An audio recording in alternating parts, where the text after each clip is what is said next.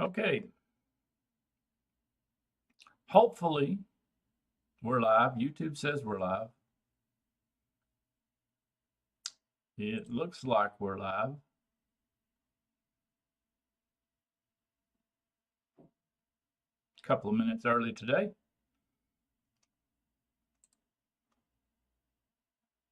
I'd rather be a couple of minutes early than 15, 20 minutes late like some other live show host.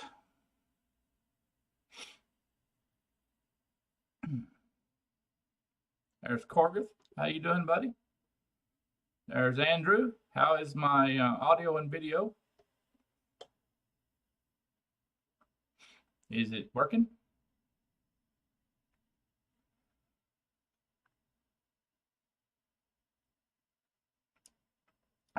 It'll be an absolute miracle if we get through this live without everything crashing. I've never had so much screwed up stuff with this OBS system in my life.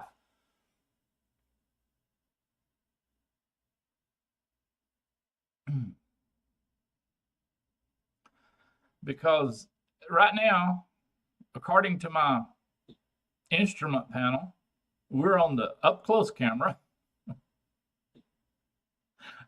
but we're on the top mic, not the up close mic, but the top mic.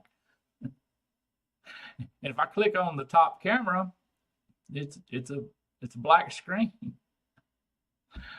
And if I click on the up close camera, it's this camera. It's not the up close camera. I can't even get it to work at the moment. So I'm gonna have to just go in and write down all my settings because I have tweaked quite a bit of especially the audio settings for filters and noise suppressors and all that kind of good stuff. And it takes a minute. It's not, click, click, click. You got to dig into it and find the setting you want because those are pretty deep. I just need to write them all down because it's been too long and I've forgotten them. And I need to write down my audio sync delay and get all my settings wrote down. And then I'm going to go in here and delete all the sources and upgrade my OSB to the next level, which none of the bugs it claims this next upgrade will fix or any of the bugs I'm having, but who knows? Like you say, it's free. It's free.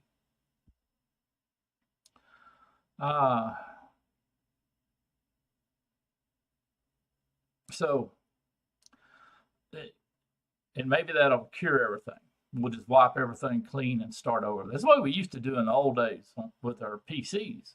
When the hard drive got too corrupted, you just reformat the damn thing. Just wipe it, and start over. Of course, it was real easy to do back in the day, but a little harder to do these days. Let's get a second look here. Make sure we're still. Yeah, it looks like we're still going. Okay, so good on that. And this. And I've got that. Okay, so hopefully we can go a little while. Last week, when the show ended, I'm thinking it was a camera problem because I just left the stream going and played with stuff trying to and there's Jim. How you doing, Jim? Thanks for coming by, buddy. Was trying to fix the stuff because the best time to fix something is when it's broke. And ended up, I think, I got it to come back without rebooting the software or anything. I just unplugged the camera, plugged it back in, and all of a sudden it come back. So kind of leads me to believe maybe the camera was the problem. I don't know. But we'd been rattling on for an hour and a half, so yeah, the damn thing was tired. I don't know.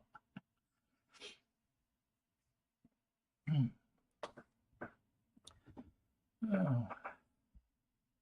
So we'll see how long we can go today. Looks like we got a fairly decent internet signal. And see if we can struggle through for a little while before everything goes to shit. Got my RY4 and my K-Fun X. Got my coffee. We're ready to go.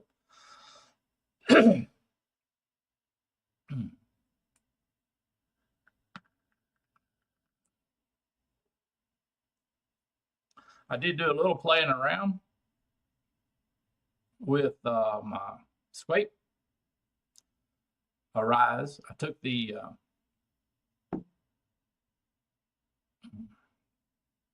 hell they call them, airflow insert. That's the word I'm looking for. I was using the one that had the 4 little holes. I don't know. They're all of them that come with it are little holes. I didn't want to leave it totally out. You do have the option to just leave the damn thing out.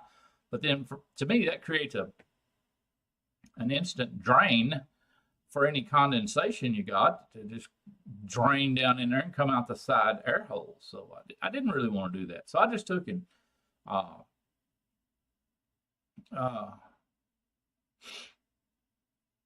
drilled 2 of them out to a larger size. I didn't even measure it. I just a little bit bigger, to get me a little more airflow. I wanted a little more airflow than what I was getting.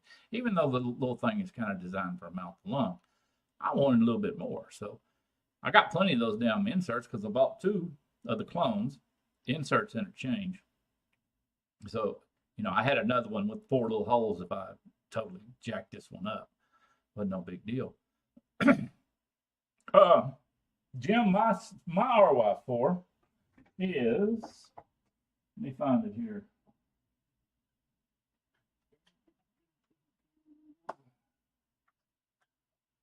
I just mixed it up, so it should be right here.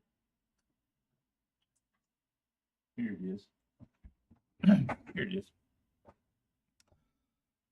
The RY4 I vape comes from this up here. RY4 Ever one shot from Flavor Jungle, and I love this shit. I mean, I'm hooked. This is I really like this, and of course I put some sweetener in it, But for me, it pairs with coffee just perfectly. I mean, perfectly pairs with coffee, and that's if I'm drinking coffee, I'm vaping that, and just close the book.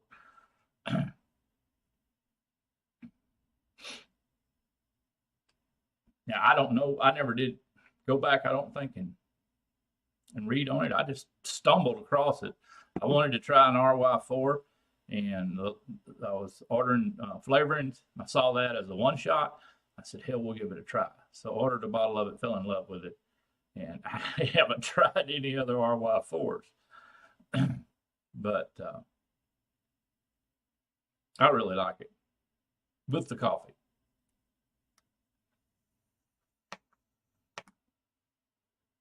Anyhow, we drilled out the holes, and since I had a little more airflow, I put quite a bit bigger coil in, like a 3mm ID Clapton that I made. It was 28 with, I think 28 with 30, pretty good size wire around the outside, and it turned it into basically a restricted direct lung vape, which is doing really good. I'm really happy with it.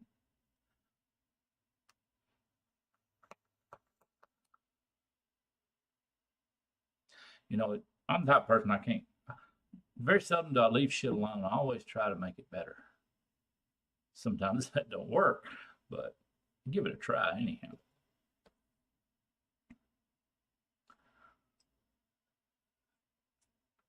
You know, back in the day, that was the really neat thing about Fast Tech and all the clones.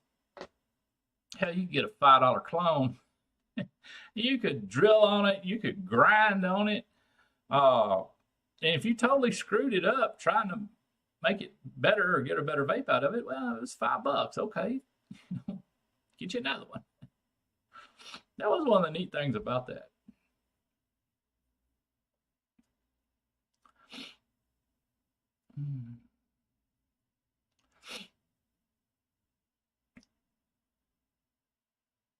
So Jim, if you got the same one shot I got there, the RY4 ever? Is that the one you got?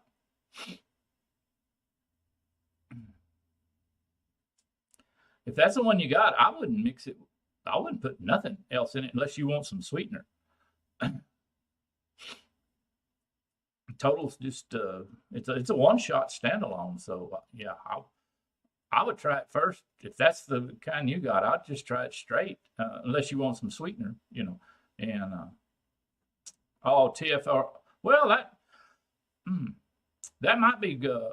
I would still even try that one because it's RY4 double. I remember a long time ago I heard something about that.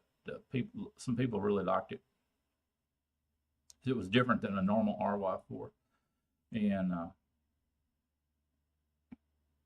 either way, I would just try it by itself, and then or if you know you want some sweetener like I do, you know, put some sweetener in it. Otherwise, just try it by itself.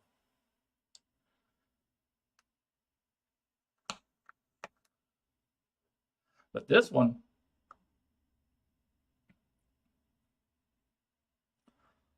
you know, a lot of people claim RY4 is kind of supposed to have some tobacco flavoring in it. In this one, I really don't taste any tobacco flavor, really. The best way I can describe the flavor profile on this is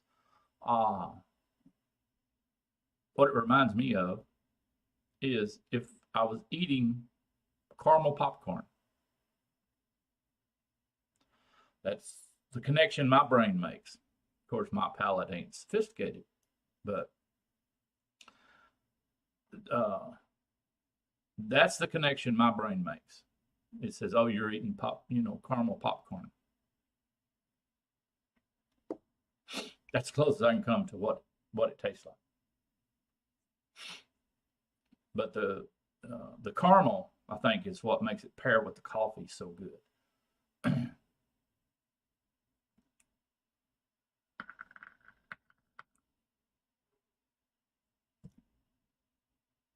Now, let me see if I can do this. Yesterday, I was on. I did a video with a friend of mine, JT, from JT Coin Rings, because both of us do coin rings, and I do lots of other rings, but he mainly does coin rings. But anyhow, I had come up with a new ring design and process, and he wanted to make a video about it.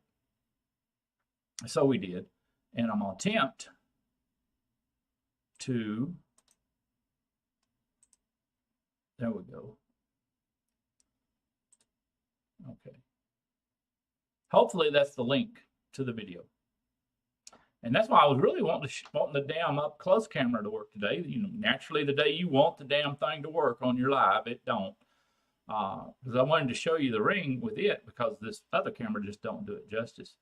But some of y'all might have already seen this. Here's the ring in question, and it looks like kind of like a tiger stripe, copper, silver type deal. Autofocus ain't wanting to work too good. Anyhow, that was the get on the camera, dumbass. That was the one. That was the one in the video. The one he wanted to know how I made it.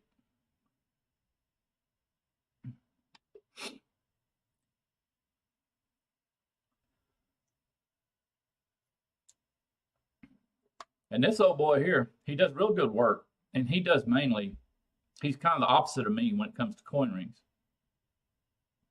He deals with solid silver or gold, uh, really the more expensive coin rings. Uh, and I don't have any. I've got one personal solid or silver one made out of a 1886 Morgan silver dollar. That's my personal ring. My wife has one that's 1884, I think. But I don't have any in my display for sale because they're just too expensive for my clientele at my farmer's market. So I just do cheaper normal coins, normal quarters, normal 50-cent pieces, normal dollars, coins, that type of deal. So I can sell them at an affordable price. But this old boy here, if you ever wanted one of the coin rings like you see, and now he does a real good job, and he does the solid silver or even some of the, I think he's done some gold coins. Especially if you get him a coin. Sometimes coins are hard to come by. You may have one. I've had a lot of people say, "Oh, I've got an old silver dollar. Da da da. Can you turn?" Yeah, I can turn it into one. But I just don't. I don't go out and try to hustle up the silver coins anymore. But if you ever want one, his prices are a lot more reasonable than some of the other coin ring makers for the higher end coins, and he does a good job. He made some. In fact, the one I wanted. No, it's not, Andrew. A lot of people misread that law, and if I took it, the law deals more with counterfeit and forging than it does with destroying. Okay, if I took a quarter and tried to make it look like a 50-cent piece or a nickel and tried to make it look like a quarter, that's what's illegal. Turning it into something else, as long as you're not trying to pass it off as a higher denomination form of money, is okay. Yeah, a lot of people misread that law. It is a very common deal. And there's Neil. How you doing, Neil? Thanks for coming by, buddy.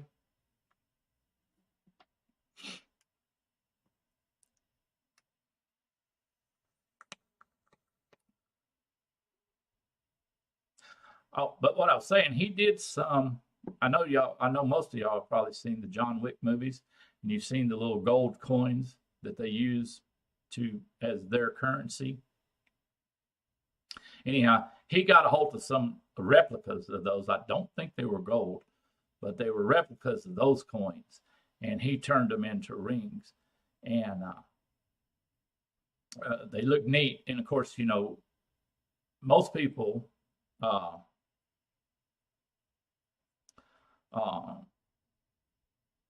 If you recognize it, the writing on it, then it would mean something. You know what I'm saying? But I thought one of those would be neat. Of course, I'd make my own. I wouldn't go, but he made some, and I thought it was just neat that he made them out of those. Well, Neil, when you get old, buddy, you got to take it easy. There's Mick from down under. How you doing, Mick? JT, thanks for coming by, buddy. I almost missed you on Facebook. Your friend requested me. I said, "Who the hell is this?" And then I looked real close at the picture, and then I looked up real close, and it said JT. And okay.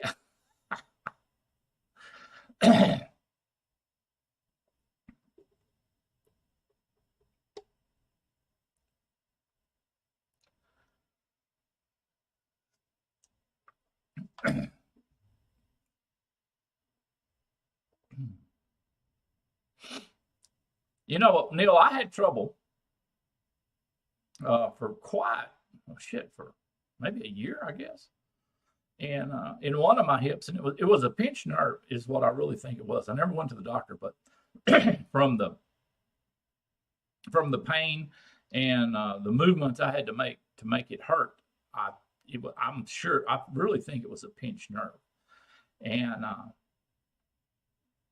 for some reason, of course, I started being real careful. You know, I figured out exactly what movements aggravated it, and I did my best not to do them. And here for, I guess, a good month or better, I've had no pain. It's like it maybe got healed up a little bit. Maybe the nerve healed up, and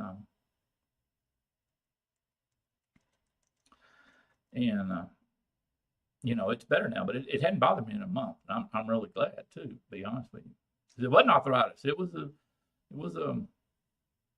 like a pinched nerve, because it was just like you jabbed a knife into my hip when it would mess up. And it wasn't on the outside; it was kind of on the inside. So it might have been the sciatica nerve, that nerve they're talking about. But anyhow, I really think it was a pinched nerve. I can sympathize with you. Both of my knees are not 100% from motorcycle wrecks, and both hips also. In fact, that was where, before I went on the keto diet, that's where I was having some arthritis problems, was in my knees and my hips, because of all the damn motorcycle wrecks when I was younger. And luckily, the keto made all that shit go away. Oh, you done had a knee replacement? Yeah, I ain't. Mine never got to that point. They were just, they just had a little arthritis in them from getting banged on so long. It wasn't like the joint was wore out. It just had been damaged, a few times.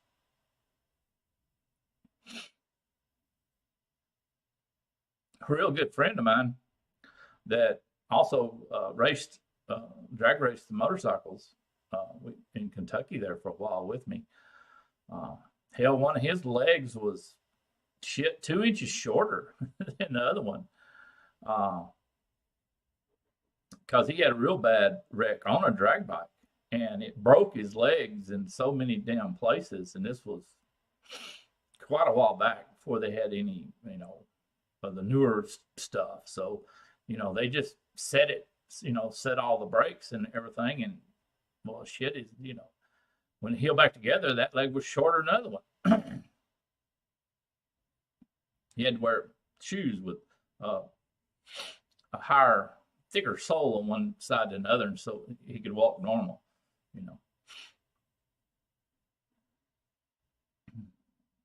Yes, Mick, I have broke. In fact, that's the only bone in my body that I know for sure I have broken, and I don't know if it was how many it was, but I did break at least a rib, and oh my God, yeah, it was. Ooh, that's pretty much the most pain I've ever been in. And it took forever to heal. And it was months.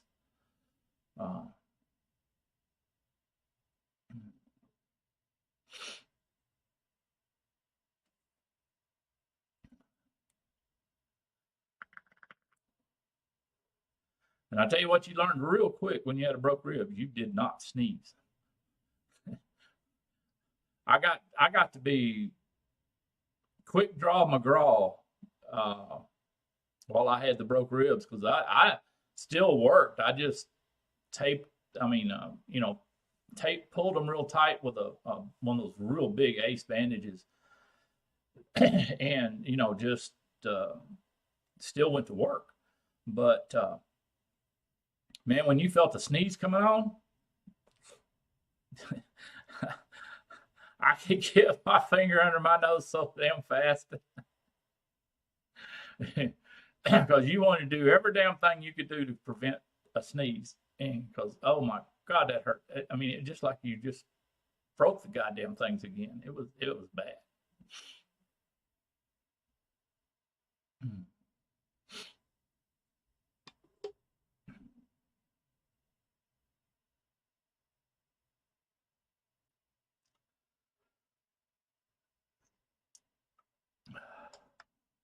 There's Victor. Hey, Victor. How you doing, buddy? I don't remember.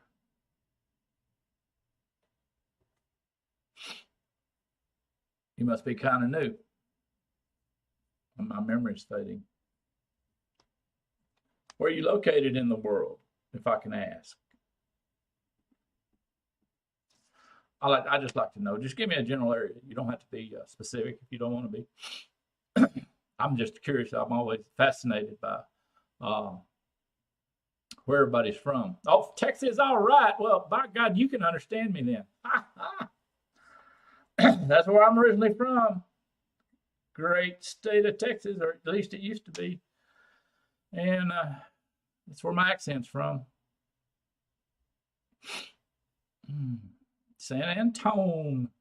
Have I been there? I think my wife's been there. No, let me think. Where was it? Okay. I think the closest I've been to San Antonio was Austin, but my wife, I think she's been there. She went down there with some friends.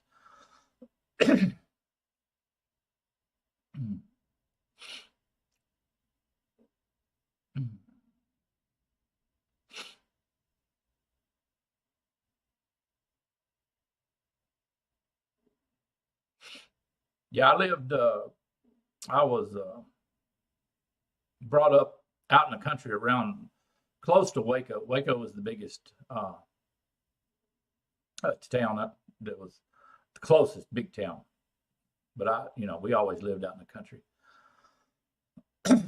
Well, Neil, I tell you what, I thought about they had it on, I think, pre-order.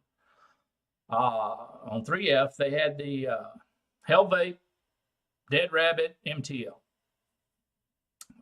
tank. And it kind of caught my attention. And in fact, it was an authentic, and it was relatively priced. I thought it was priced pretty good. And Mike Vapes did a review on it. He said it was great. But Mark from Nature Vapes, he hadn't did a review, but he had one and was trying it. He wasn't real impressed with it. And I can't really argue with his point was there was nothing new here. Everything had been done. In fact, some of this was, some of it was kind of old school. And they only offered you 3. It had the old-timey air thing on the bottom, air selector, and it was no inserts under the coil. They only offered you 3 choices. So, that had my interest piqued. But after, him saying that, I kind of lost a little bit of interest.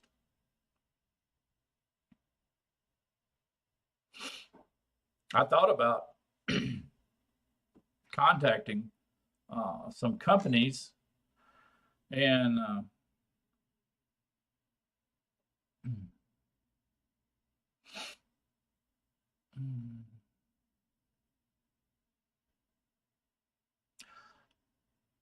just see if they might send me some stuff to review. Problem there is, it was, for instance, that one from Hellvape. I mean, they had a nice little point, here, email us if you're a reviewer. Problem is, they're going to want you to review pretty much everything they make, and of course, some of them always won't tell you they want a good review. So, if they send you a piece of shit, you say it's a piece of shit. Well, that's going to be the last piece of shit you get from them. So I don't know if it's even worth the effort to mess with them. Hmm.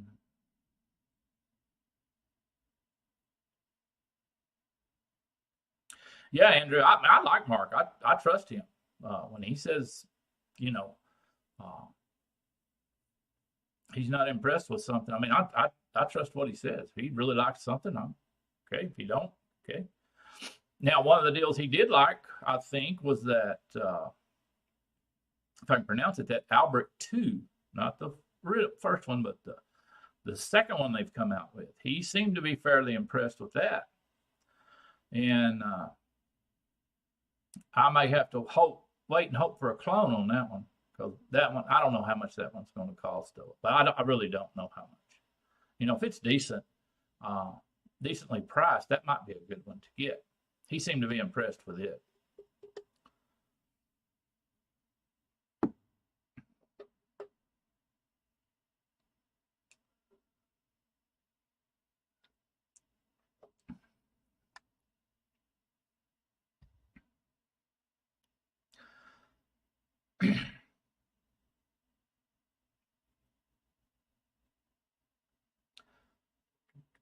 Victor, I had looked at one of those. Those when I saw that, it piqued my interest. Got a lot of people out there slamming it now, uh, especially the boxer fanboys are really slamming it. But for the price, seemed to me for the price of what you got in the box, it was a pretty good deal. I kind of thought.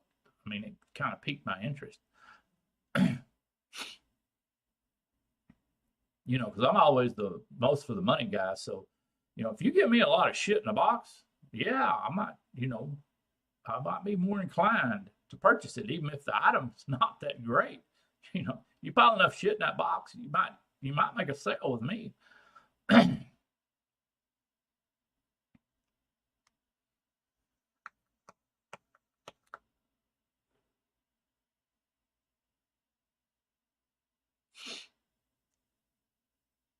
Now, I also did see, and I wish I'm waiting on somebody to tell me there was it was on 3F, I believe it was.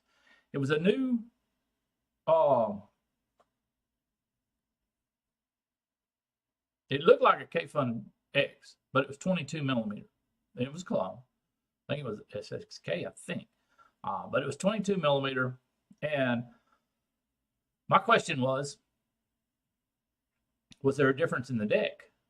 Because if the deck in the chamber is identical to this one, then unless I was wanting to put it on, I don't know, maybe some kind of different mod that has to have a 22 millimeter device or tank, I didn't see a reason for it. So I was curious about that.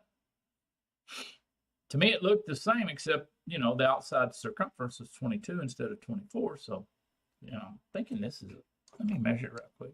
I'm thinking this is a 24.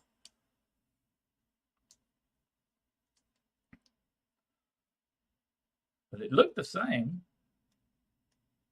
Yeah, this is 24. It looked the same to me.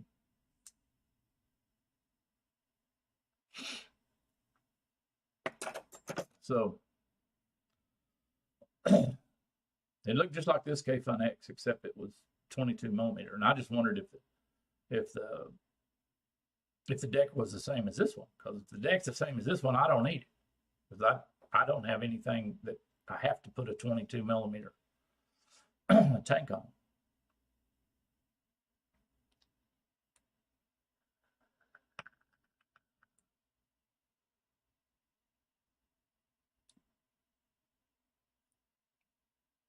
Do you know about it, Andrew?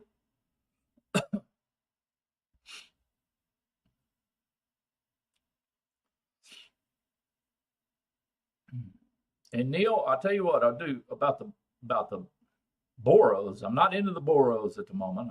I'm doing my best to stay out of that rabbit hole. But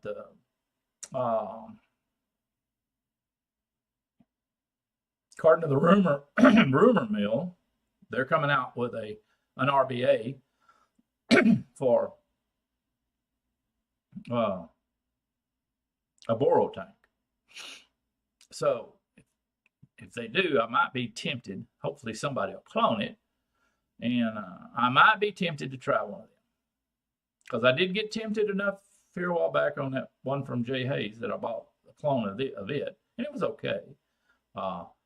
You know, you're not waiting for the clone, all right. Oh, no, you're waiting for the clone. Okay. Well, check out 3F. And I don't remember if it was a pre-order or not, but but yeah, of course they send me little things.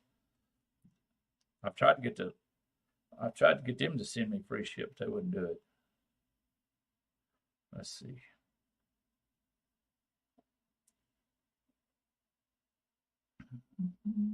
It'll pop up right quick for me.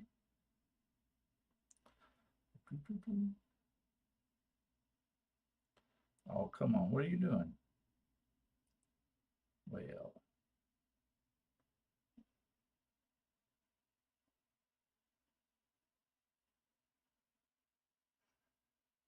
I don't think I don't think it was a pre-order either. I think it was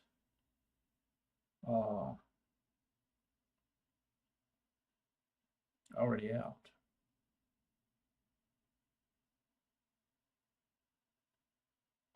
They were calling it something really different. They were really avoiding the KF thing. I think they used KA. I think, I'm not sure, but they were, of course, they were avoiding the KFUN word, and they were avoiding the even the KF on this one. Or KA may have been the person that made it. I don't see it at the moment, but I really think it was. I know I saw it because I was looking to see if it was different or whatnot.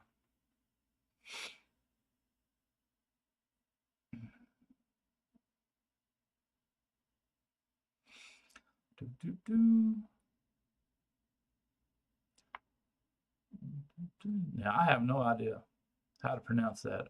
I'm just going to say. How about that? Thanks for coming in, buddy.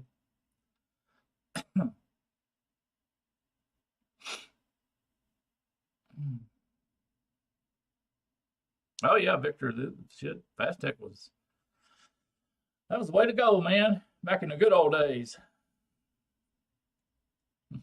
That's why 90% of the other reviewers hate me, because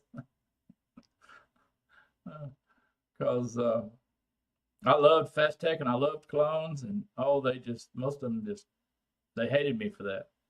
Yeah, I cared, you know.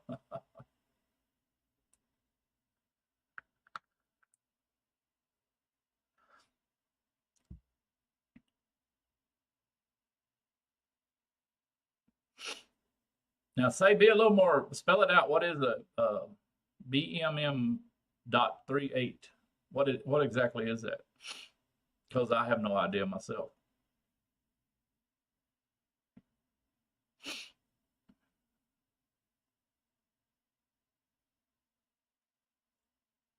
See, I was thinking that Meson AIO I was thinking that was a good bargain.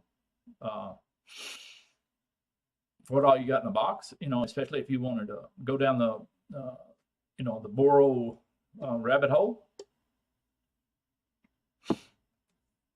And the damn thing wasn't plastic. Everybody slammed claimed the doors didn't fit, the paint chipped, this, that, and the other bullshit. But by God, at least it was metal, Oh, it's a Boro mod on 3F. Okay. I don't guess I've seen it yet. Is it plastic, 3D printed, or metal?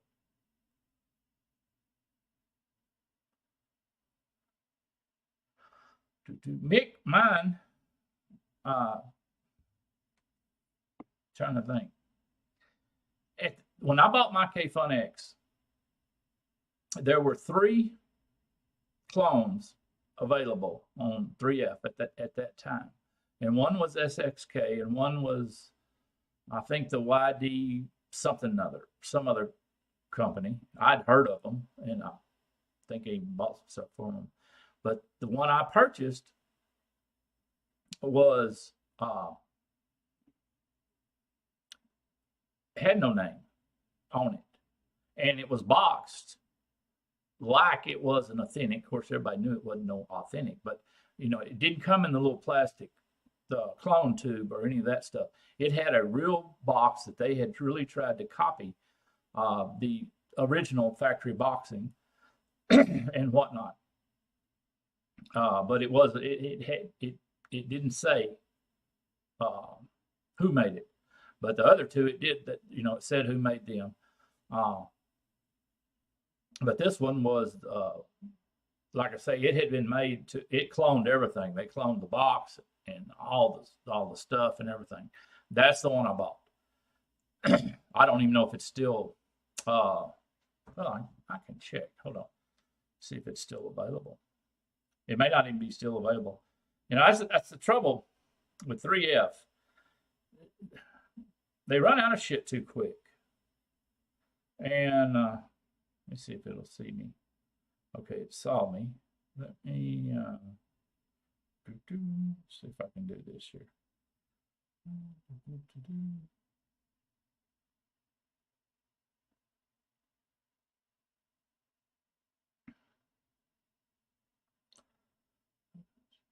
Come on.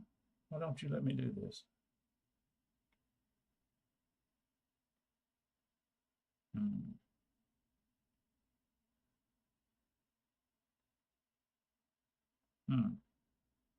Well, when you want to do something, it just won't let you do it. Hold on a second. Oh, wait a minute. There's that one that Say was talking about. Let's take a quick look at that. It'll bring it up. Ooh.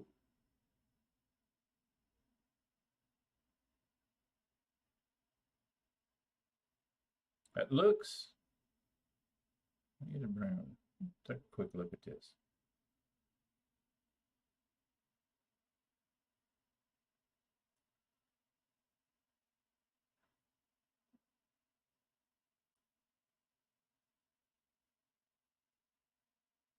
Well, it doesn't even say it says it's made from PC, and so it kind of looks. I can't zoom in on this phone. It kind of looks 3D printed, but they claim it's PC. So, yeah, it's a 21700. So we'll give it that. But even though that they only let it go to 60 watts, and it doesn't claim to be a DNA chip, maybe a fake DNA chip since it only goes to 60 watts, but just my initial look here is it's a little bit pricey. Because if it'll do a 21700, it should go up to 100 watts. If they've got anywhere decent chip in it. Of course, this one's doing either or. So an 18650 or a 21700. Of course, most of them do, but usually if they'll do a 21700 battery, they'll go to 100 watts. But it appears to be plastic. It says made from PC. I guess that's plastic.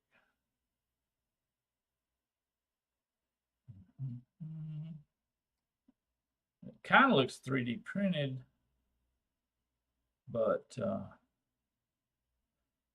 it might be, that might be their way of saying pretty 3D printed. I don't know. It's a little pricey for me, just from first glance at it. I mean, it looks okay, but like other people were saying in the chat there, that that Meson AIO, I'm thinking it's Well, I'm thinking it's below $100.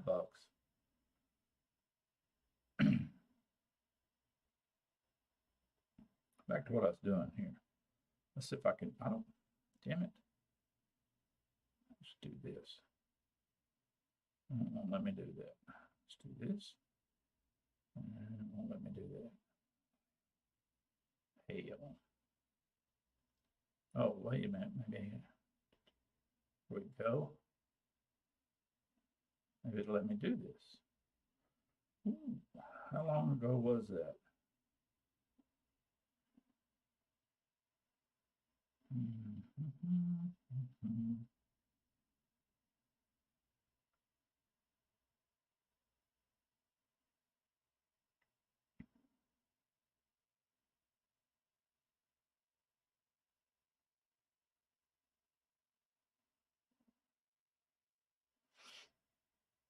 And who asked that question?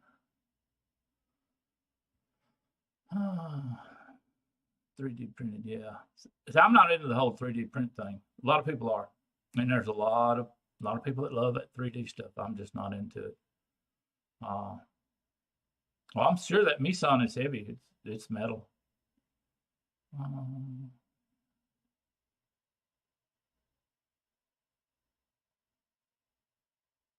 Oh, that's neat. Yeah, Mick, I can give you a. Well, I could till the damn thing. We can give you a little under the table number. It is 60611. So yeah, hopefully I won't get in trouble for that.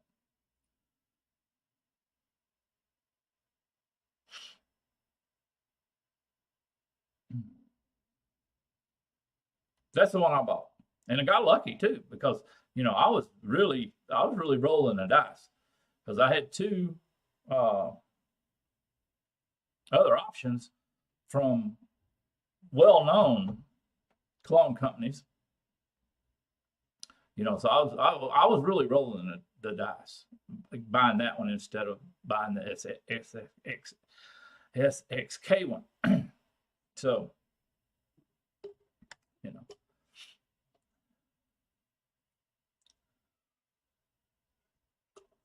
but this one, they like I say, they had went to great extremes. Whoever manufactured it, they were cloning everything, the box, instructions.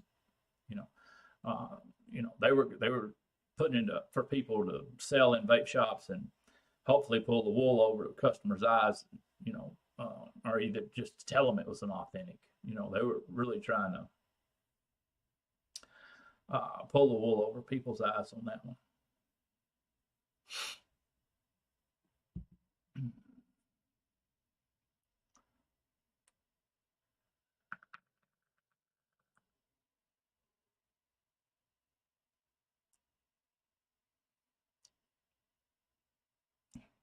But yeah, say I'm just not one of them. I'm not one of the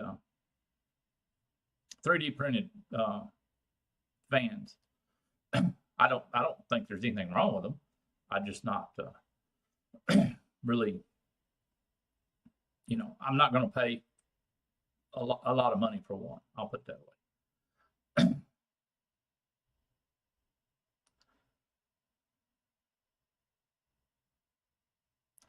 Hello, Anthony. How you doing, buddy?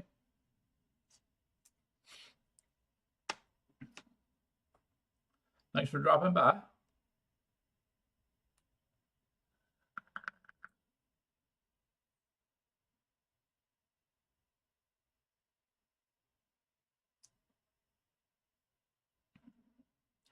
I haven't been in the Boro world in forever. So I really don't have a recommendation. My last Boro device was the Pulse AIO when it very first came out. The one where all of them, the tank leaked and the plastic broke and all that kind of crap. I would say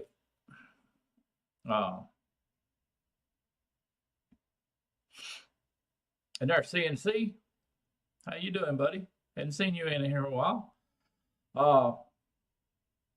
if you can find one of the .5s where they fixed all that shit, you get a lot of stuff in that box, but the mod's plastic, you know.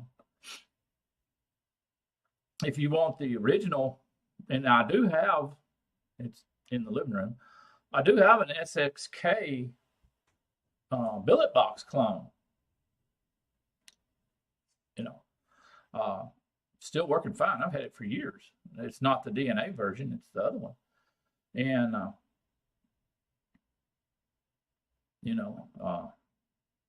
it still works great. And they're like, you can still catch them every now and then. They'll have them for sale on 3F or somewhere, maybe even SXK, because I don't know if y'all know it or not, but you can actually buy shit straight from SXK, kind of straight from them. And, that's it's, if you want to go down the, authentic kind of semi-authentic billet box road. But, like I say, the last billet box thing I bought was that, and the housing plastic on it finally cracked. Mine lasted a long time before it cracked, and I just throwed some super glue on it. Hell, I'm still using it. Still using it. I don't, let me put this.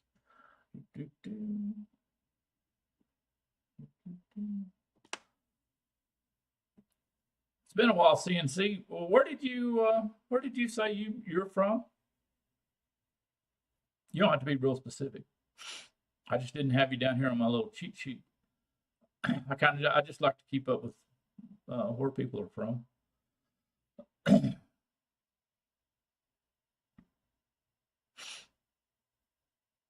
Oh yeah, yeah. I swore I wrote that down before. I just maybe didn't transfer you over. Serbia. And I think I mispronounced that the first time I said it a long time ago.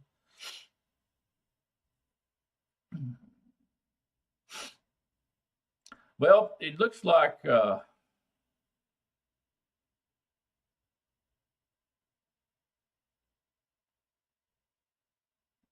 I'll have to look it up.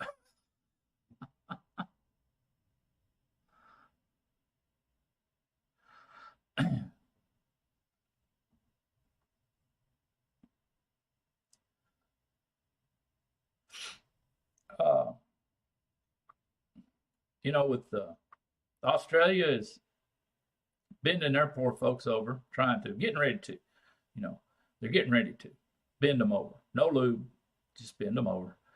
And South Africa looks like they're fixing to just tax the living shit out of them poor people. And, with everybody really, I guess, trying to kill everything, you've seen a resurgence of all the bullshit propaganda ads here recently. It's just, it amazes me. You got some poor little girl that I think she ended up, I think it was back in the damn volley days. She had a volley. She didn't have fucking vape problems. And they, pictures, all of a sudden all these mech mods are exploding again. Well, if you dig real close, oh, this story was from 7 years ago. It's like, makes you just want to go find the person that drug that shit back out of the trash and, handle them a little bit, It's a mess. Yeah, Mick, that was what I heard. That of course, I think some of that stuff is still basically in the process, the legislative process.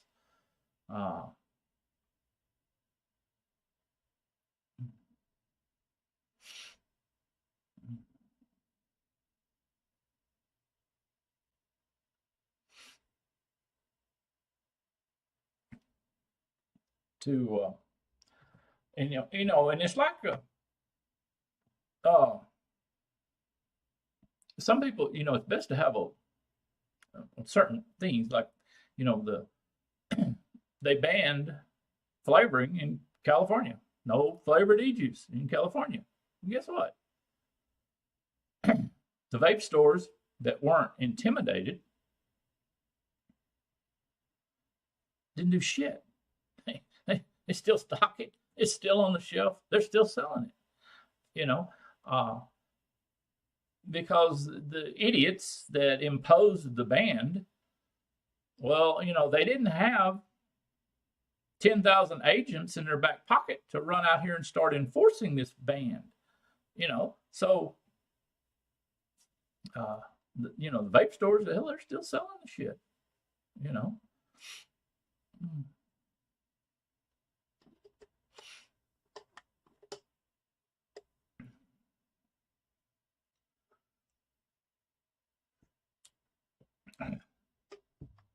I think maybe I think the only one that really enforced the rule was like New Jersey and New York. Of course, they're little bitty states. It doesn't take an army of agents or officers or whoever the hell they decided was going to enforce this shit, to go around to everyone in the state,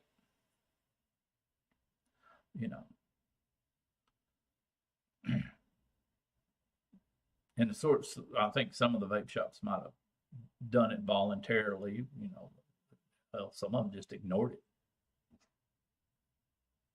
Same way we're still ignoring the PMTA. If they really wanted to, they would have the authority. They could basically close down every vape shop in the United States because of the PMTAs, but they don't have the people to do it.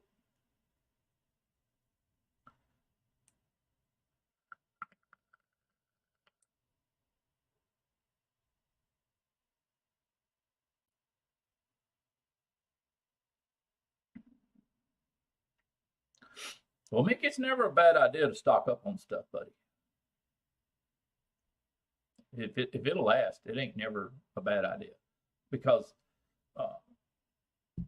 ban, no ban, what have you, the price of goods, whether it's vape goods, gasoline at the pump, or stuff at your local convenience store, the price of goods just basically goes up. Almost nothing ever comes down. So, it's never a totally bad idea if you've got a little extra cash to, get you a little stockpile of something, because the next time you go to buy it, the odds are good that it's going to be more expensive than when you bought this. So it's never a bad idea to stock up, as long as the stuff don't go bad, and hell, it's like my, that wire sitting up on my shelf. It ain't going bad. It ain't rusting. So sealed cotton, of course, you can always get that kind of stuff, but it doesn't hurt. Even when you buy it, it doesn't hurt. If you like it, if you really like it and going to use it, it doesn't hurt to buy a bunch, because next time you buy it, it's liable to just be higher because of the the price increases on everything.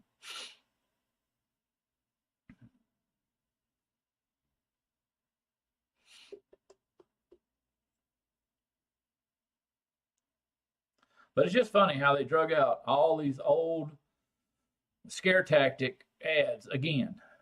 Now that they got some, hopefully, government backing, or somebody throwed some money in there. They blame Bloomberg over here. I don't know how true that is, but that's who they blame.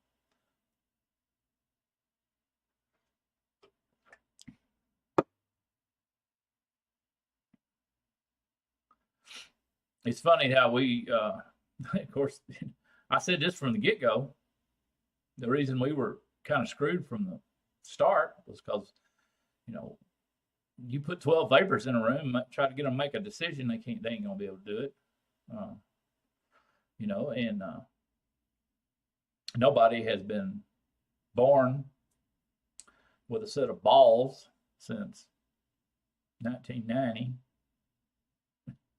I'm sorry if I offend anybody, but you know, I'm not saying you weren't born with testicles. I'm just saying you weren't born with balls. You know,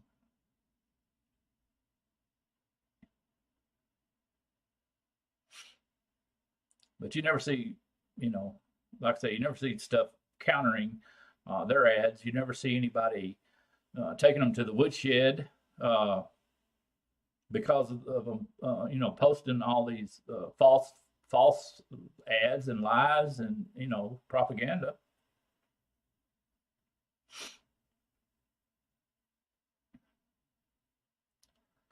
You know.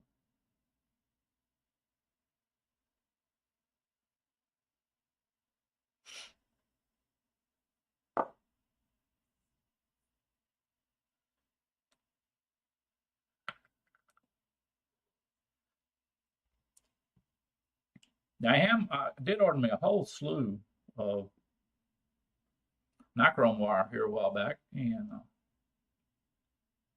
made me up a whole bunch of different variations on single core Claptons with it, and I'm kind of getting it narrowed down to uh, the one I like best. For of course, to me, certain tanks are different, but I've got like maybe 3 tanks that the same coil seems to work really well in them. And at the moment, my favorite is a 27 core with 30 wrapped around the outside. And now I did tell you what I did do. I took some 30 gauge nichrome, 3 strands of it, and just twisted it. Just a good, fairly tight twist. Not enough to break it. I didn't twist enough to break it, but almost. But a fairly tight twist. And it seems like to me, just the 3 strands of 30 gauge twisted performs just as well. Doesn't perform any better, but it performs just as well as some of this supposedly MTL Clapton wire that I bought that has 2 or 3 real small gauge cores wrapped by actually I don't know if it's I think it's a bigger wire, maybe even a smaller wire. But they're advertised and sold as MTL wire. But just those 3 strands of 30, excuse me, to me does just as good. It's not any better, but it's just as good. Of course, I never was just completely blown away by those supposedly MTL wire. I mean, it was maybe a little better than a small gauge round wire, but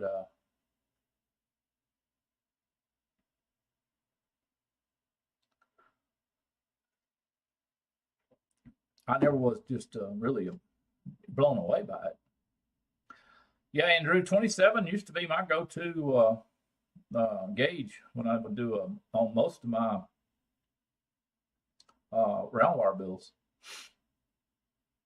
And I could go with it either way, spaced or closed. In fact, I think I used to do spaced on my wife's just because it would last a little longer and you had less trouble out of a spaced coil.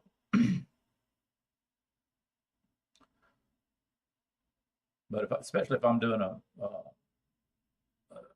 there's some MTL tanks that work just fine. They work just fine with that back in the day.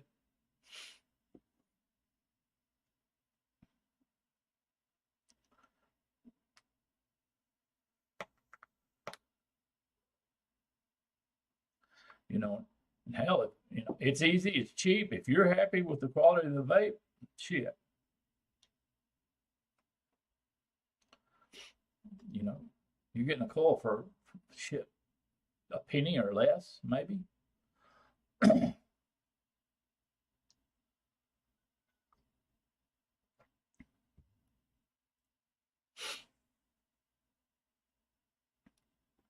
finally had to break down and put some new cotton in my old pasito here the other day. I basically just, sometimes if I go to town, I grab this. If I'm sitting here and I don't have anything else sitting, this always usually stays by the computer. But I got the little RBA section in this, the old RBA section you could buy for them. I never was impressed by the coils in these old Pasitos.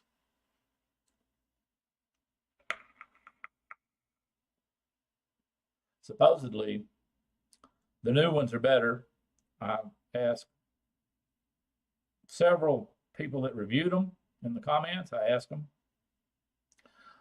would the old coils interchange? I got no response. I didn't get a yes, didn't get a no, got no response. It's like they either didn't know or they didn't want to tell me. Oh, well, hey, Aaron, how you doing, buddy? Thanks for dropping in. We got a whole crew in here today, I'll tell you what.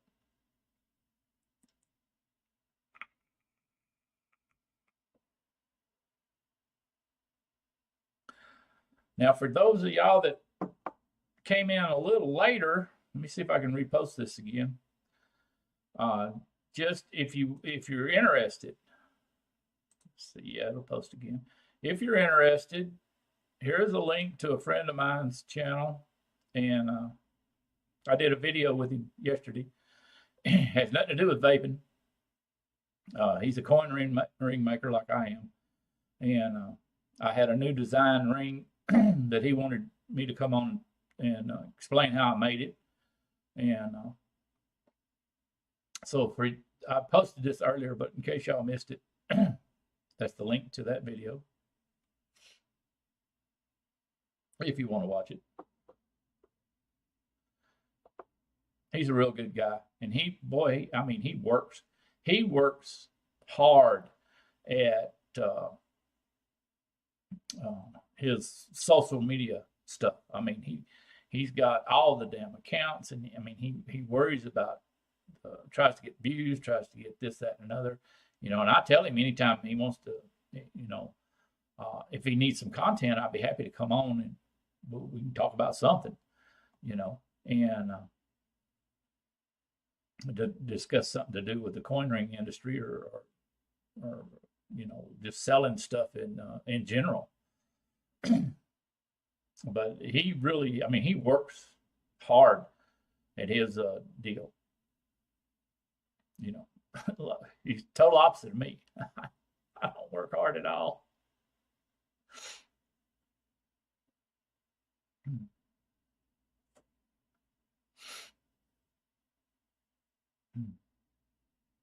And theoretically, well, that's good, Aaron. I'm glad. Oh, it's supposed to be.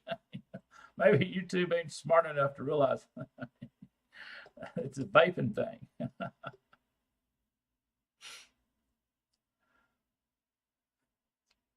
I discussed this on live previously. You know, and of course it's still going. The Bud Light strike is still going on, or what do they call it? You know what I'm talking about.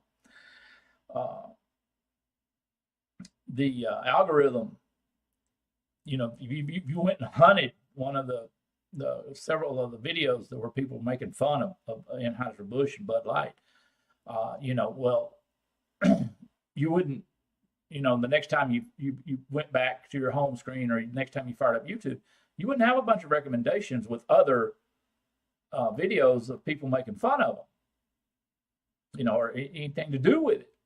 They had really, you know, squashed that, and you know, and it was just blatantly obvious, because, you know, I can click on one damn video on a goody topic, And shit, I'll have 20 recommendations pop up in my feed, you know. But yeah, I wasn't getting hardly no Bud Light stuff. They wasn't going to recommend them. You had to go hunt them. It was just obvious. It was pathetic.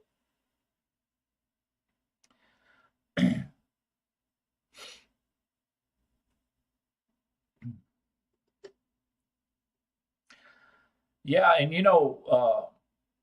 Aaron, I actually go on and I'm sure you're subscribed to my channel and everything. I even go on. I try to go on at least a day or maybe two ahead of time and actually go schedule a live stream for today, same time every week, same day every week, and I'll go on and schedule it, and it's supposed to send you a notification of that, uh, not just when I actually go live, but it's actually supposed to send you that notification. It's the little thing that pops up, and with all that stuff. And today I noticed it's really amazing because when I scheduled this one, I have my little picture that I like to use of me sitting in front of a video poker machine with a wad of money in my hand. That's the picture I like to show. And when I set this stream up, scheduled it, that thumbnail was there, downloaded and everything. And when it popped up, there it is. Everything looked good. But today, when I went to YouTube to open that scheduled live stream, when I went to open it, the thumbnail was gone. Maybe they don't like me showing maybe it's YouTube and they don't like me showing the video poker machine. Maybe that's the deal. Maybe it's a gambling thing. Because that really is the deal on a little live action. It kind of goes to the casino version of live action. Reference, you might say. That's the little catch. For me, the reference, the little live action. It's me being live, and the picture is at the casino, live action, type deal. And that's kind of how it tied together. It's the reason I picked that picture. But here lately, YouTube is not showing that picture more and more. Used to it was fine. Now it's more and more they're not wanting to put that picture up there. So I'm probably going to try me maybe a different picture, and see if they'll allow that one. It's amazing. It's their basketball court, and it's their ball. And if you want to play on it, then you got to follow their rules.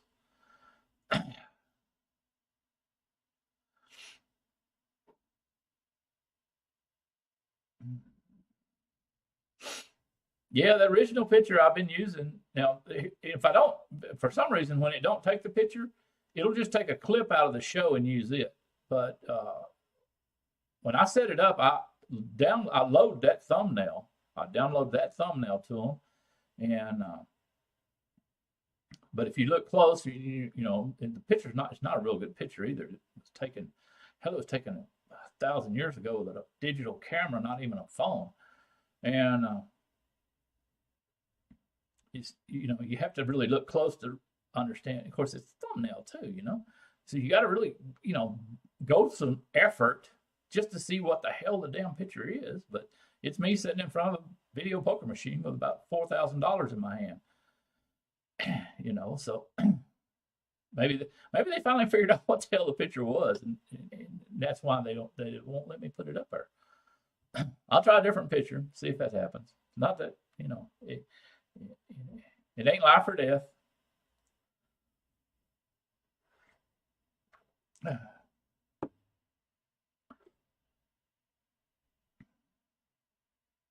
And actually, it's not even a real good reference, because in the casino, unless you're playing at a table that has a a real person dealing the cards or whatever, or at the dice table, it's not considered live action.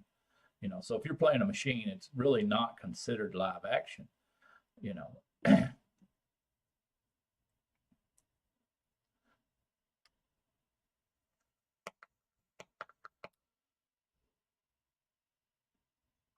most people don't know that though. So I was getting away with it. So what can I say? I was really surprised because I asked my before I did that, because used to take we took lots of pictures. In fact, these pictures you see over here on the wall on the hall, those are jackpots, and those pictures go all the way down that hall and into the next hall and wrap around. Those are just pictures of some of the jackpots that we hit. And there's Mongo. How you doing there, buddy? Thanks for coming in. Of course, we used to always take pictures of that, and I asked my casino host if it was okay that we post pictures on the internet, because I thought they might have a problem with that, And they said, "Oh no, just you take." They said I could take a picture of any goddamn thing I wanted to in that casino, and post it on, didn't matter, Facebook, YouTube, whatever. Didn't care. They didn't care. Or at least that casino didn't. Of course, yeah, it was just. I mean, it's just advertising for them. So how would they care? But I was a little shocked, but yeah, they, everybody nowadays, first thing they do, they get your camera off of me. You're breaking the law. You don't have my consent. Well, you dumbass, you're standing out here in the middle of the street. Just how much privacy did you expect? Well,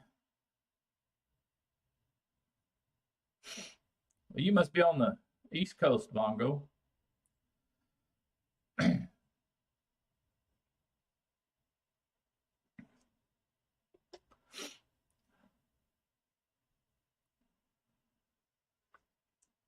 I guess the time change messed with you. Alabama. Right. Have I got you down on my list? I don't think I do. Yeah, I do. Okay. Yeah, when the time flips back, I'll be coming on an hour earlier for you.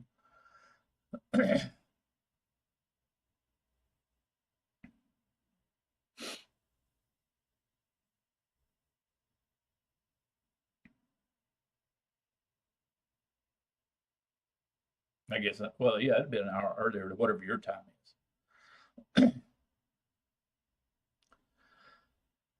Yeah, I looked that up the other day on, why they started it and why they hadn't done away with it. And you get a whole bunch of different answers to that question. It's kind of amazing. And whatnot. And yeah, I don't know. See, and for me, it's no big deal to me personally, unless I interact with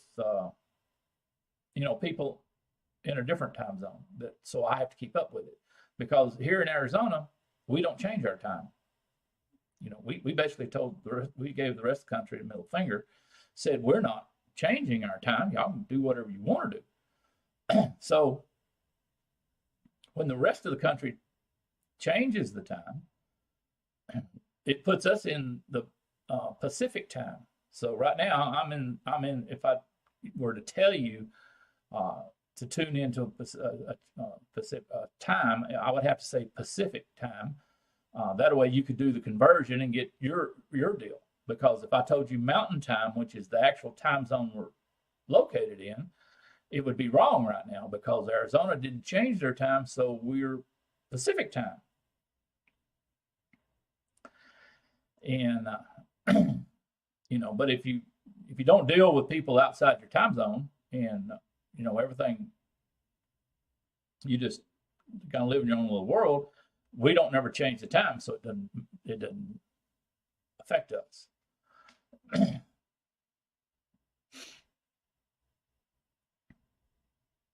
Now, what used to be when we really gambled a lot and we really went down to Laughlin to the casinos. They're only like 30 minutes down the road, but they're in Nevada. Nevada's in the Pacific time zone. We're in the mountain. So when it's normal time, and you cross the river, because the Colorado River divides two states at that point, at that section. Anyhow, when you drive across the bridge, the time changes. So you got Arizona time and Nevada time. So when we're doing something that had to do with a time at the casino, like a concert or a dinner or a wine tasting or something like that, that we had to be there at a specific time, we had to do the calculations and all this bullshit, But this was the time of year it made it easy because you didn't change times when you cross the bridge, because we're already in we're already synced with them at the moment until the time goes back to normal. So, it got to be a pain in the ass.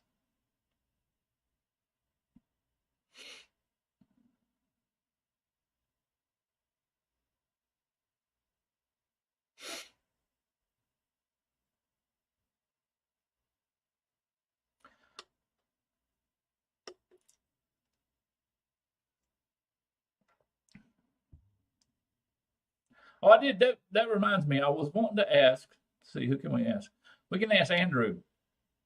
What do they call the time zone that you're in? What is the actual name of it? Because I only know the time zones for the U.S. What they call them. I was just curious as to what they actually call the time zone you're in.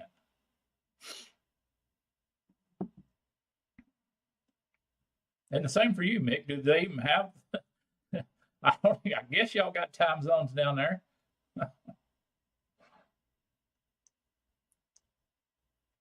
Or is there just one for the whole continent, or do you have several?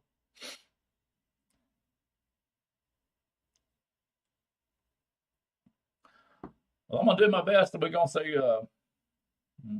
Comuck. How you doing? Thanks for coming in. I hope I didn't butcher it too bad. I'm getting kind of old. Can't see worth a shit. I damn sure can't pronounce names worth a damn.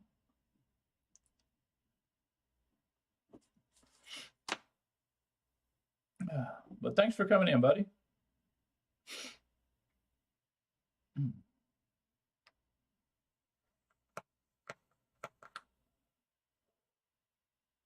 No, I am from Texas, brother. That's the accent you're hearing. It's a similar to deep South American accent, but it's a Texan accent. It's a little bit different than like Alabama, Georgia. Real similar, a little bit different though.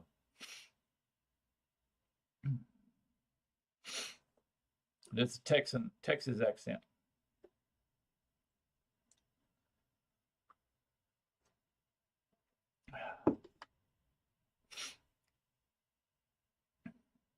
And I'm an old Texan, so I never apologize for it. I don't try to hide it. I don't try to blend in. I just talk the way I talk,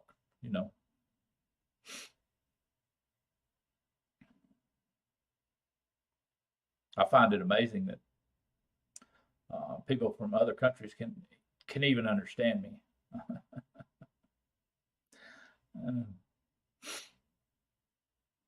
Hell, I have people in town that can't understand me half the time.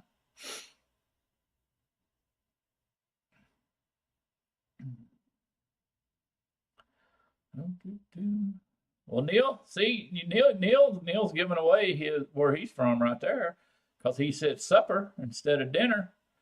So that means he's from close to the South, somewhere in the South.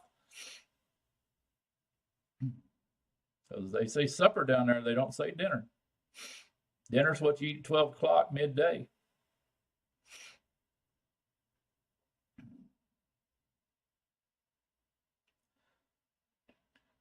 I got it easy today. We're having uh, leftovers. I do all the cooking, and I try to make.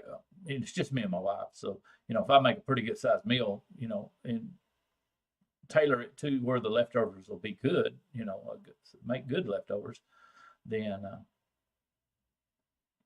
we're having leftovers tonight, so I don't have to. I don't have to cook. Oh, okay. See, Neil, we never made that distinction. Supper was just supper.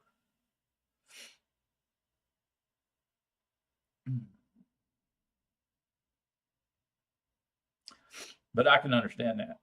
Dinner sounds fancier than supper.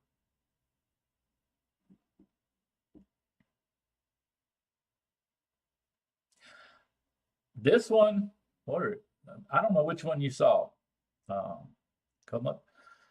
This is a Scrape Arise clone, and the two I got with me today back here, that's the Scrape Arise, but it's a clone, and this is the K-Fun X clone, but it's a clone. And those are the two I got sitting with me by the computer today.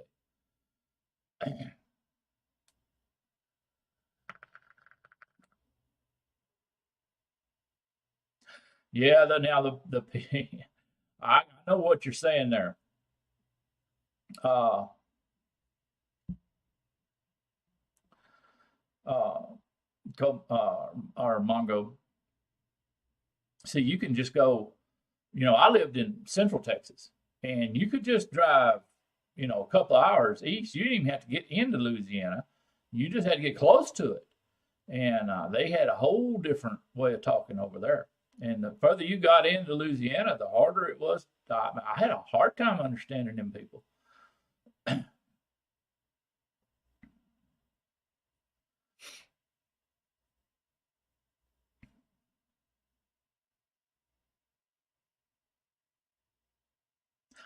Well, go make. I'm a different person when it comes to throat hit. I vape so high a nicotine,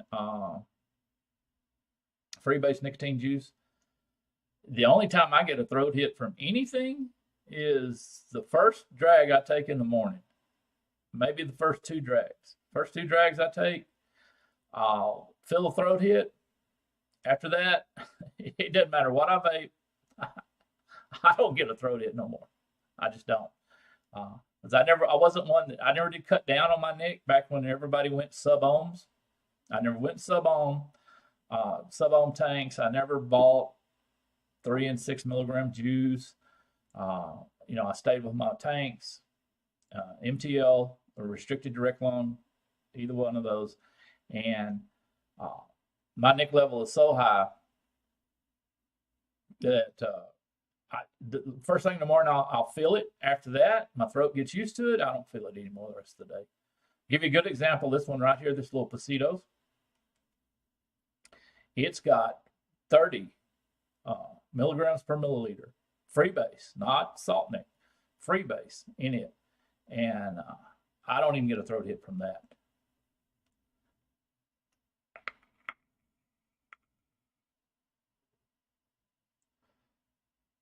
Hey, Georgia boy, how you doing? I guess first time you popped on to one of my shows. Thanks for coming in, buddy. But my other two, that one is just because it's a little pod, I can go 30 in it, and it's just most of my pod devices, a lot of them I'll go 30 on.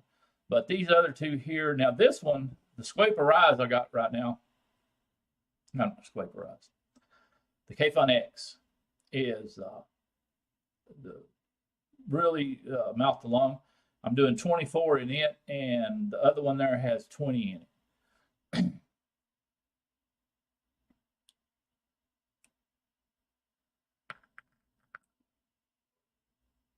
I would be the same way, Neil. I just never I started on 24 10 years ago.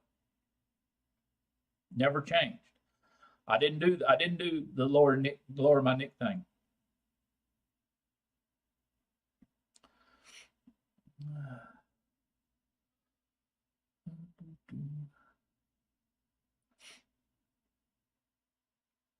Well, you're lucky you caught us, Jeremy, because a lot of times either something's done, one of my cameras has petered out, or the software's glitched, or something else by now.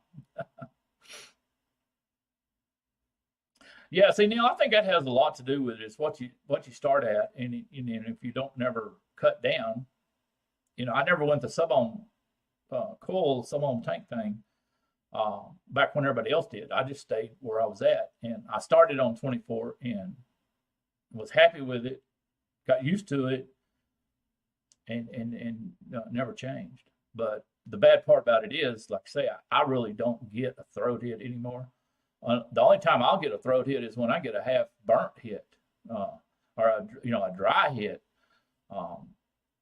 That's about the only time I notice anything.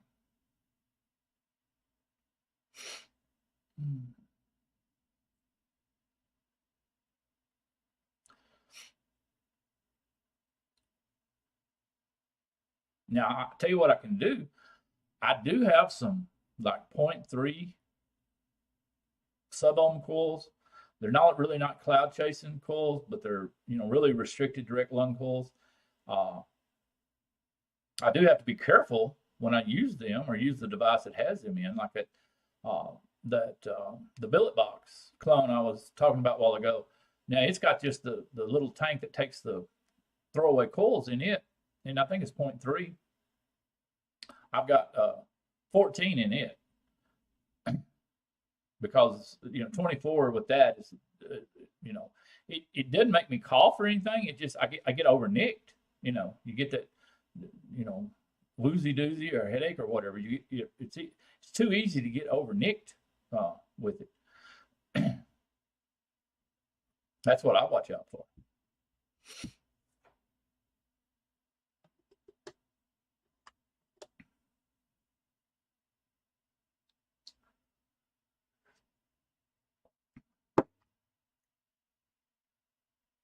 Now my wife, she vapes 14. That's what she started on.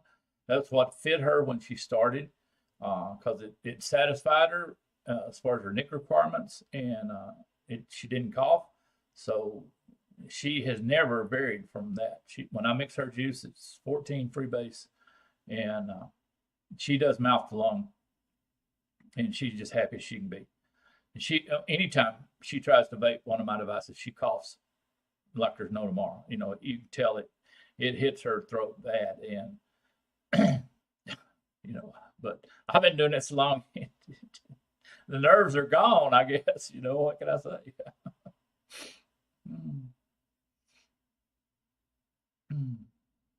Yes, in fact, I've got let me get it.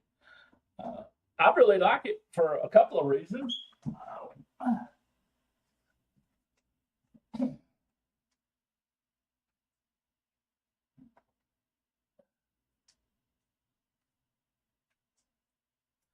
A lot of people don't like this tank, and they make fun of it, but shoot. There you are. A flashy, a FEV. You're supposed to call it a FEV. You're not supposed to call it flashy. But this is the SXK version, and it vapes great. And what I liked about it was how fast you could re-wick it. I can re-wick this in under 2 minutes and not lose a drop of juice. That was what I really liked about it.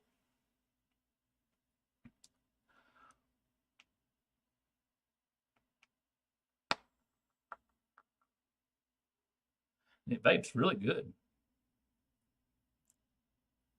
The only thing I don't like about it is it's got those old-timey deck screws, that, and you can only get so big a wire really fastened to them. If you're trying to do an alien or something like that, that's pretty wide, flat type wire, You can catch the edge maybe, but that's the only downfall to the FEV for me.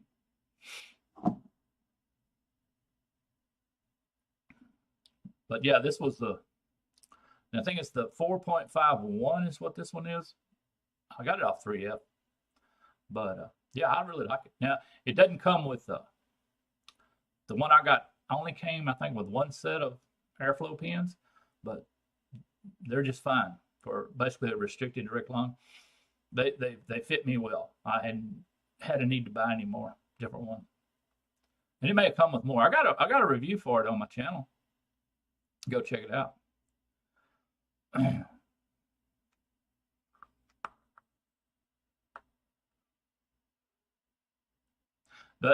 And now the other con a lot of people, whine about was it's a bottom fill. It's not a top fill, e-juice fill, But what I did was the juice I use in it is like a coil killer juice. So by the time the tank's empty, the cotton needs replacing. So it's no big deal, You replace the cotton, you already got it halfway apart, fill it up with juice, and you're good to go. And it is tall, Mongo. It's a tall little puppy. I mean, it stays beside my recliner, or it stays in here by the computer, one or the other. I don't wag it around, because you really put a decent coil in it. You really need a dual battery 18650, or at least a single 21700. So it's just not practical, you might say. But it is tall. Now, I'm sure you could fit it on some side-by-side design that would be okay and kill some of the tallness. But yeah, it is. It's tall as shit. But it was really I forget what I paid for it, but it wasn't much. Well worth it for the quality of the vape. I just wished I could get a pretty good size, Alien or staggered fused Clapton or something like that in it easily. But it's got those old style post screws, kind of like a Dwarf has. And that's the only downfall.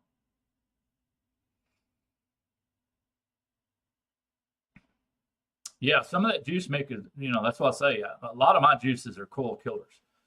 And the worst one is what I'll usually put in that, because when the tank runs dry, when it's time to refill it, well, it's time to change cotton anyhow. So it's not that big a deal.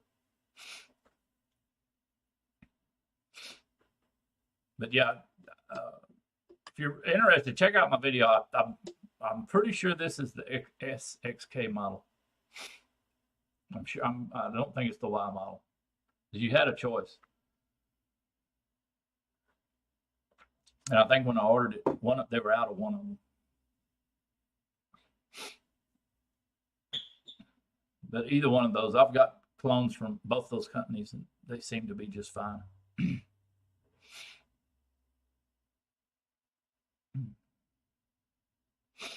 But it's real. I mean, it's real old school style stuff. But it does vape good, especially if you're doing like a restricted direct lung, something like that.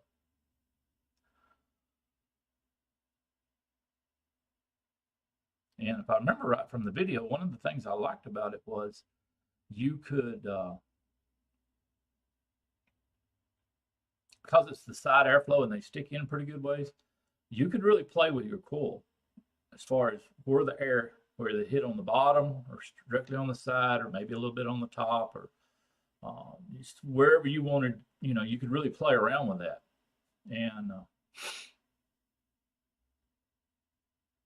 And plus, it's a gravity feed for the juice. I really like any of them that are gravity feed. I like them than a bottom feed.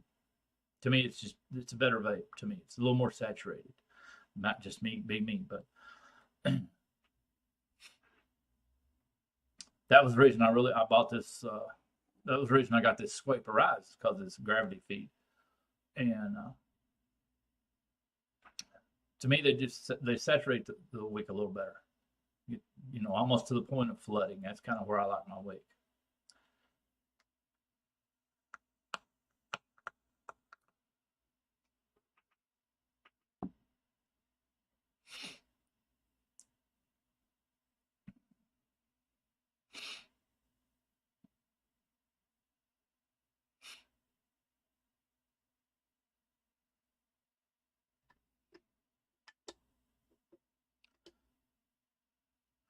Oh, and I got cut off a while ago. I'm on my countdown to getting my very first Social Security retirement check.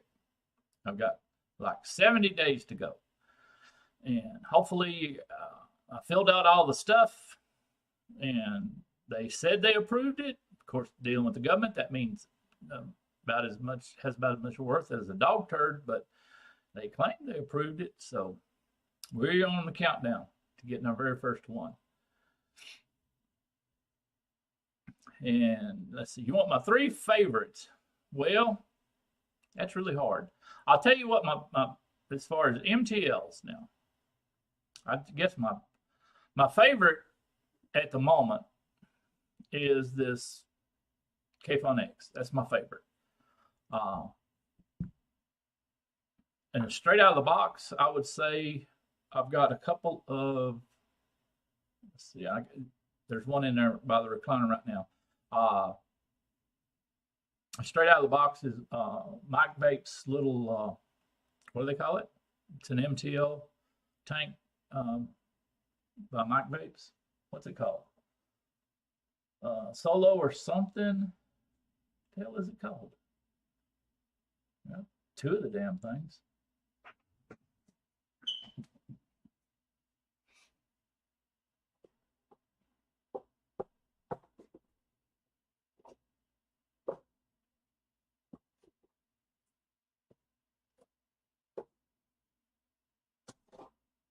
Intake.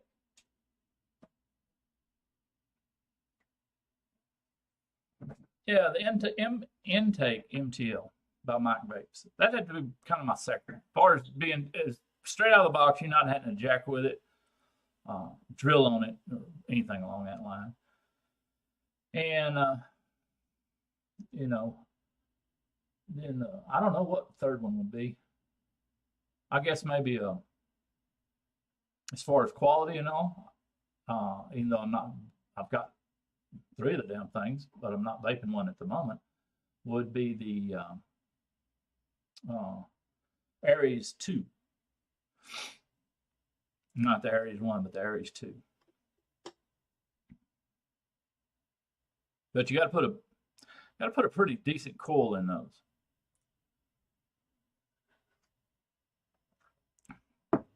Those Aries, and they work good. In the second version, the airflow, they fix the airflow problem on them, so you can really get a proper MTL if that's what you're after. But now, as far as if I didn't have any that I was happy with, you know, I'd be looking real hard at that Tripod 2 clone. I'd be looking real hard at that. And there was a couple of other ones. Oh yeah, that Albrecht 2. That one looks pretty interesting. I don't know what the price tag on that one's going to be. I might have to wait for the clone.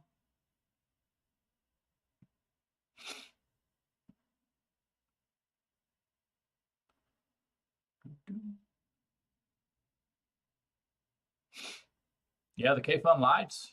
I skipped that one. I skipped the light generation. I went from primes and 5s to the X. I skipped the lights, but the decks are almost identical, so you know they're going to vape real close.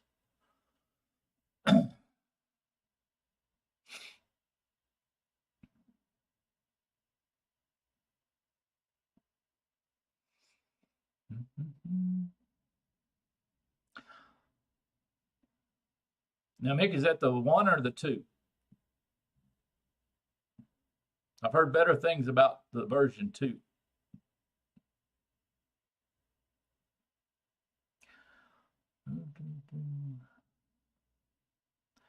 And Victor, I just like a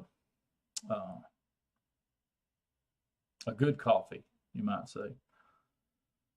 Oh, that's the 2. Okay, that's supposed to be the better one. That one has piqued my interest, and I don't know how much they go for, but I'm kind of, if it's a lot, I'll see if a clone comes out, I might get one of those.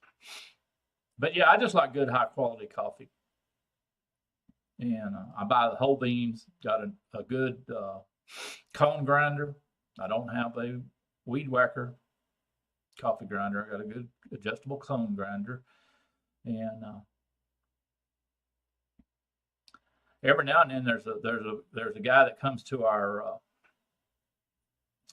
farmers market that has, his family owns a plantation in somewhere, the coffee bean plantation, and he'll get them to send him big old tow sacks of green coffee beans. And there's a little place in town where you can actually rent a commercial roaster, if you roast them, and he packages them up in little sacks and sells them at the farmer's market. And it's really, really good coffee. That's really good coffee. I get that when I can.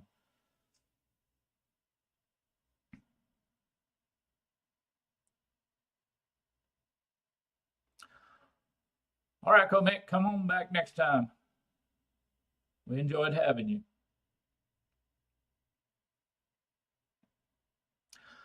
And John, check out my deals. Check out I've got some kind of berserker. I don't remember. It's been a long time ago. But maybe it's, anyhow, I got some kind of berserker, and I did a video on it, and I don't recall having a wicking issue with it. If it's the one, it might do you good to watch the video. If it's the same one you got. But I know it's a berserker. And I want to say I think it's a 1.5 or 1.5 mini or something. I don't remember. It's been too long. But I didn't have any problems with it. The only trouble I had with it was, every time you turned around, you had to fill it up with juice.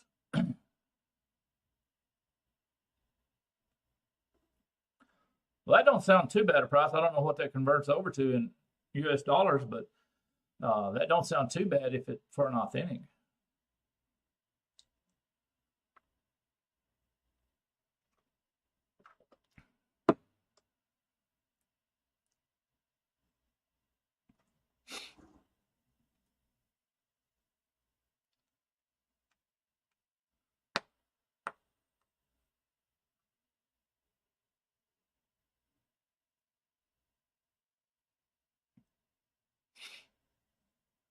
I used to have a customer. It's funny. I'm out here in the middle of the desert, Arizona desert. Okay. And my last real job was FedEx delivery man out in the middle of the damn desert. I mean, 25 miles down a dirt road, find this house, take these people this box. But I had some, and you get these people that'll move out here, and they'll buy them some acreage out here in the middle of the desert. No electricity pole in sight. No water pipe at the edge of the street, And they're from a colder state. These people that I'm talking about, they were from New York. And man, they thought they was going to make a go out of it. Well, this old boy was he liked to try to do lots of different things. But anyhow, he did actually, he roasted coffee and sold it. He would buy the raw beans, and he was kind of particular on what plantation he bought them from. And he had like 3 different plantations that he bought from, and he roasted them himself, and they were very good. And he would give me a bag or 2 for Christmas every year, and then when I'd run out, I'd buy some from him because it was really good coffee. But they one summer, one Arizona summer, and they's gone. Adios. We're going backwards. Cool.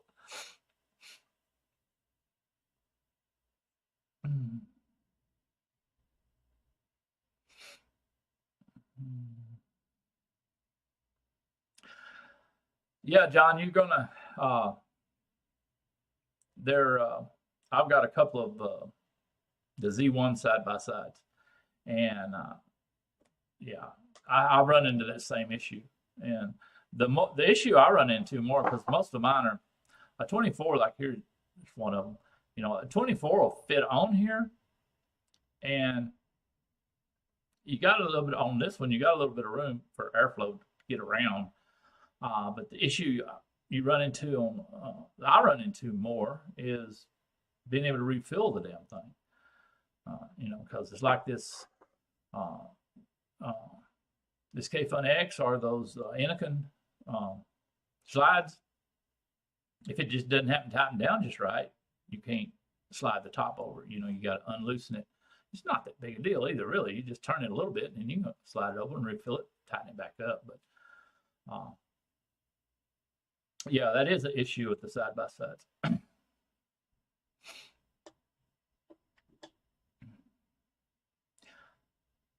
Now, if you want to do MTL, I think from the rumor mill, I have heard that they're coming out with. In fact, I tried to find it today earlier in the deal, but I couldn't. They're coming out with a 22 millimeter version of this K-Fun X clone, and that wouldn't give you any issues on the side by side, but except for filling. You know, if it didn't key just right when you tried to slide the top over. Yeah, that's the downfall of the Z1s. Just single 18650. You know, I mean, it would last me if I took it out of the house. It would last me a day. You know, but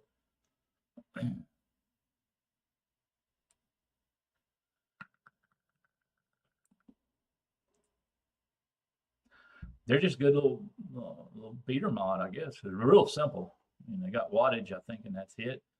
And you know, they fit your hand real well. Kind of like the way they feel, you know. But yeah, the downfall is the 118/650, you know. And I mean, I'm not even hitting it at high wattage, you know, 30 watts or less. But yeah, it peters the battery out pretty quick.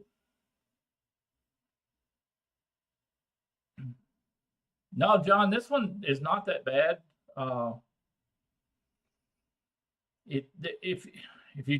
If you completely take the lower section apart, there's a lot of parts in it, but you don't have to ever take it apart unless you have a problem or an O-ring goes bad or something. You don't have to take it apart.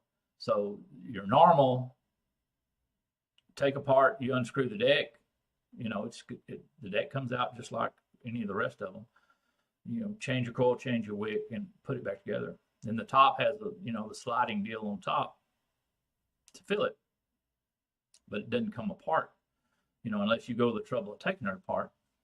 You know, the only issue I had, and I put this on my video with it because they didn't explain it, and nobody talked about it that reviewed it, and I guarantee you they had this problem. They just didn't say. But when you go to refill this one, it has a juice flow cutoff. Okay, and to cut it off, you have it attached to something, and you pull down on the tank, just like that. You hear it pop, and see a little gap now. Okay, that shuts the juice flow off. Okay, so now you can pull the top ring up, slide it over, fill it up. Okay, and then when you go to turn it back on, you push it back down, and that opens the juice flow back up. What everybody neglected to tell you was if you had it sitting like this and it had juice in it, when you pulled up on that, it shoved quite a bit of juice up into your wick. And 9 times out of 10, when you got through filling it, it was flooded. And it wasn't flooded because you took too long filling it or something like that.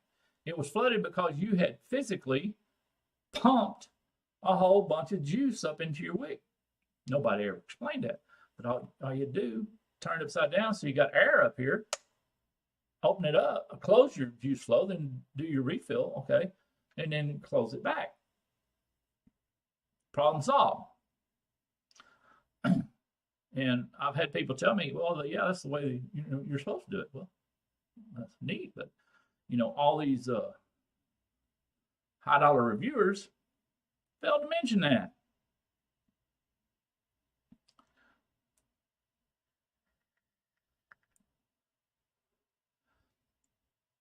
So the actual bottom deck part of it has more parts than a normal deck would because that's where the juice flow is integrated into.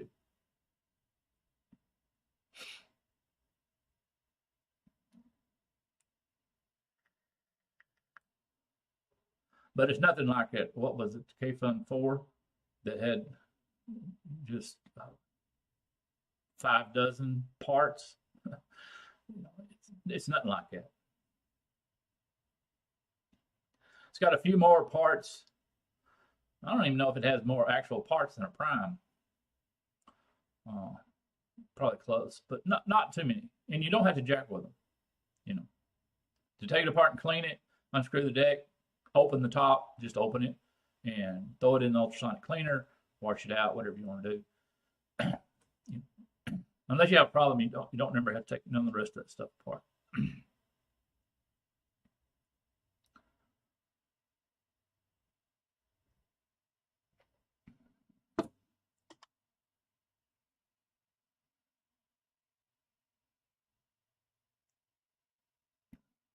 I remember that name, Bishop, and I think that was a pretty decent little tank.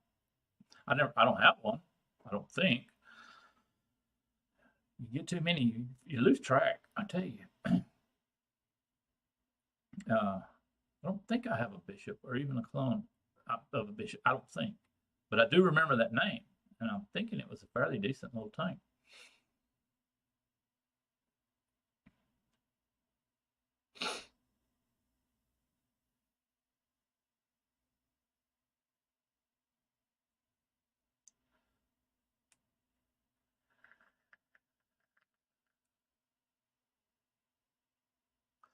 Clones are getting harder to find.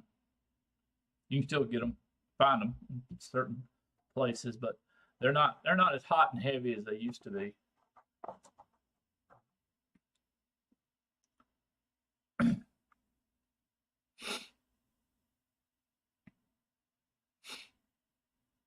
Nowadays they don't even. There's of course if an authentic is around between $30 and $40 US, nobody clones it because it's not worth their time or effort. It's not that big a difference. Seems like the only ones that are getting cloned now are the real high dollar ones. That are up $150, $200 range or more. Those are the ones that get cloned nowadays.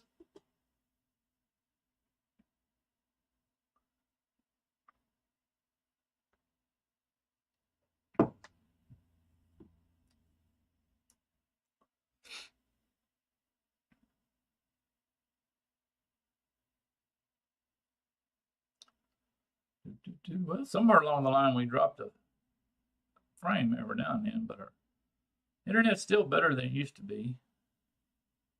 Just about the time I say that, it turns colors.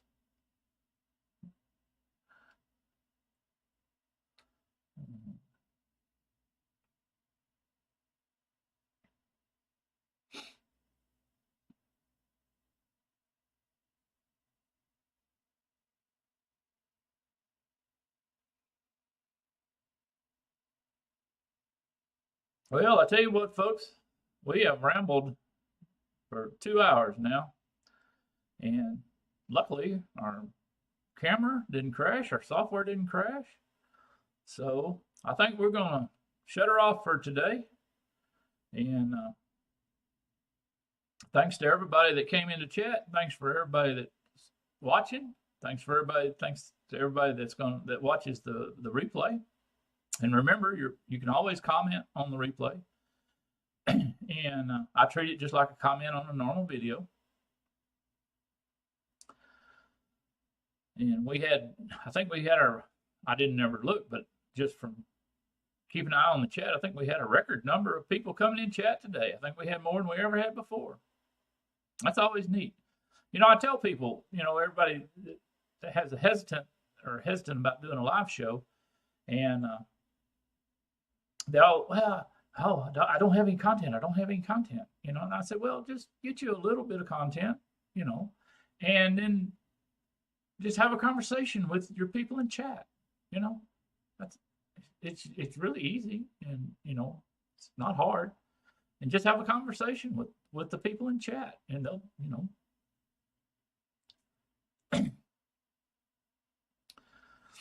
So thanks everybody for coming in, and I don't see why at this point in time we can't have us another show next week, same bat time, same bat channel. So have a good evening, a good night, or a good morning, depending on where you're at. We'll see you next time.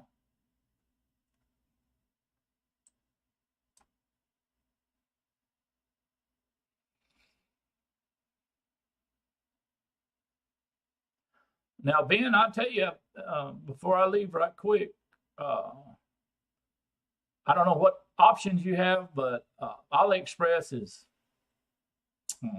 I consider them real iffy. That would be like my dead last deal. You might want to Google 3F.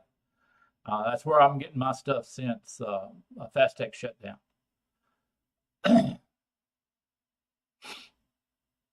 But AliExpress is that would be my last resort of ordering anything. And like I said earlier, I don't know if you were in, but you can get stuff. You can buy stuff directly from SXK, and they're a little bit higher. Of course, they're a fairly high quality clone.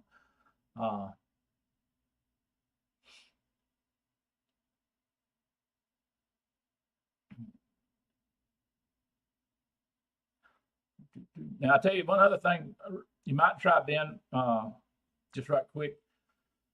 A lot of times, one of the hardest leaking problems a person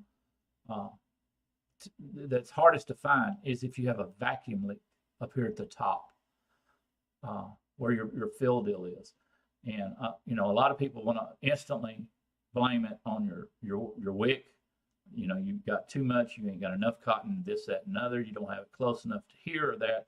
A lot of people are real quick to blame that, and most of the time it comes out right. Most of the time it is the cotton or the amount of cotton.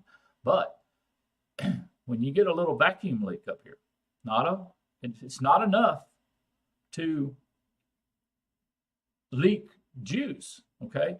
It's just enough to leak the vacuum on top of your juice, and then that just lets it run through the damn wick and run out the air holes. Those are extremely hard to find. You just have to basically take the top apart, replace all the O-rings, make sure everything fits good. I have had a couple of tanks that I had to do that to, and those are the hardest leaks to find, because you're basically leaking vacuum, you're not leaking juice, but the juice is running out of the air holes because you're losing your vacuum.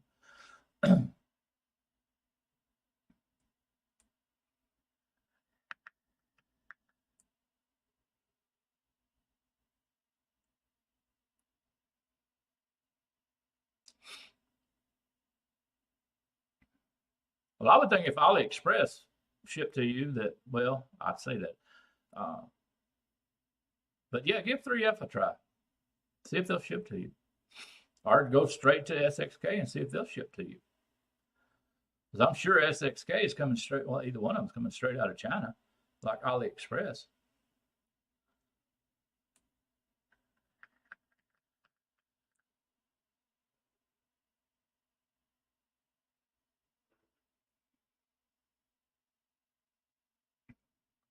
Well, they definitely got them on They got them on 3F. You have to dig. Now they don't call them K-funds. They call them like this one.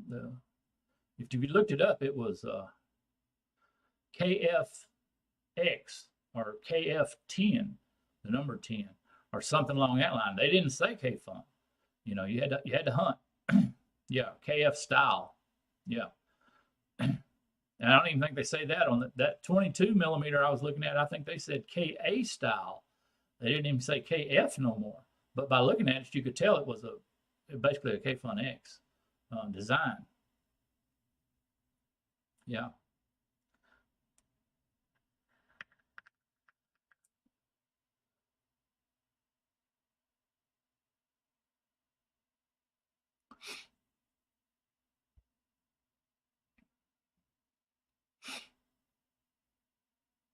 In fact, I believe Neil or somebody asked which version of it I had from 3F, and he figured out which version it was because when he found it, there was three choices, and I had actually left a review on 3F's site for the one I bought, and that's how he knew that was the one I got. It was because it showed when you went down to the reviews, it showed my review. I guess a thumbtack for it. I need to go look to see what it shows. So they never, I posted it and I never got contacted, or they didn't even tell me, okay, your video is good. We're going to put it up. Nothing. I heard nothing. So, and then I didn't mess with it no more.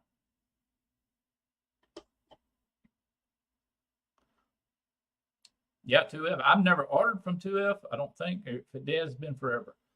But I kind of just switched over to 3F when Fast Tech bellied up. Been getting most of my stuff from them. And I still hadn't received my Caliburn Iron Fist yet. God, I guess because it's got a battery in it, it's taken forever to get here. I mean, they were Johnny on the spot with a bunch of hardware I ordered that didn't have batteries in it. Man, I got that stuff quick. I was really impressed. But this time around, yeah, it's been weeks. I ain't got it yet.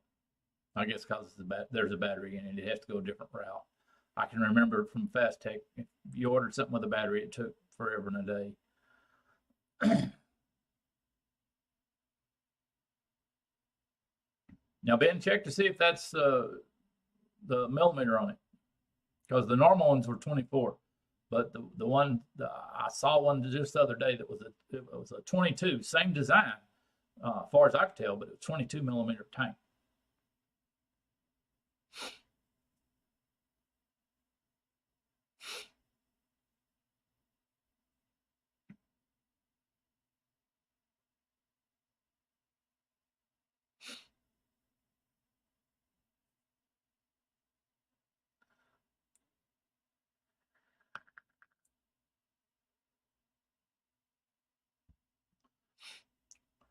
Well, folks, I think we're going to end it there. Played it on there a little bit more to try to help people out. That's what we're all about. And don't be afraid if you got a question. Feel free to, ask. Because I might not know the answer to it, but I guarantee you we got some people here in chat that are more knowledgeable than me. And we can help you out. So, anytime you got a question, just, type her in. Feel free. No big deal. That's what we're here for. I don't promote stuff or anything along that line. It's just information. That's the whole point, is to get you the best vape for the least amount of money. So anyhow, like I say, I think we're going to end it there. So